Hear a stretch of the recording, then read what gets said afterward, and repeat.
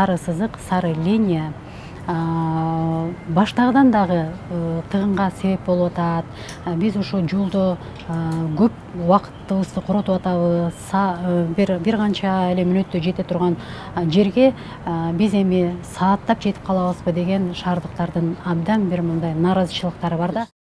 Полоса аябай пробка жаратты да. Буга чейин эле пробка болчу, эми бул полоса менен мындан да аябай көп пробка болуп калды да. Биздин жолдор не рассчитаны да буларга. Еще советский да кылып атат.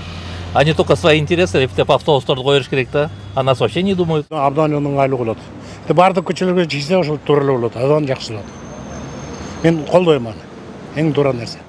Бардык шаардын ичиндеги жолдорго бул нерсени кандай реформалоосун дагы сөзсүз убакыт керек. Биздин шаардыктардын терпенияси керек. Опрос жасашты. 55% шаардыктардын биз ошону колдойт элек дегендей жооп беришти.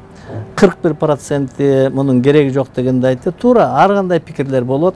Научный подход кылыш керек. Биздин специалисттер 7-8 айдан бери жакшы специалисттерибиз бар. Кореяны, Японияны, Москваны, Ташкент, Алматы, Астана шаарын көрүп келип, аларда ушу шаарларда кандай жол менен буга өтүшкөн. Анан кийин шаардыктарды мен суранып кетет элем.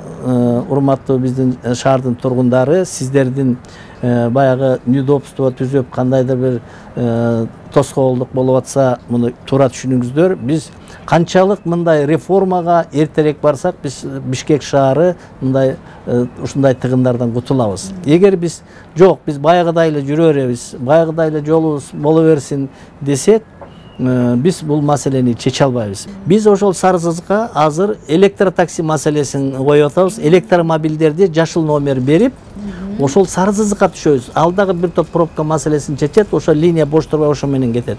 Өзүңүздөр билесиздер, бизде азыр таксилер өтө көп.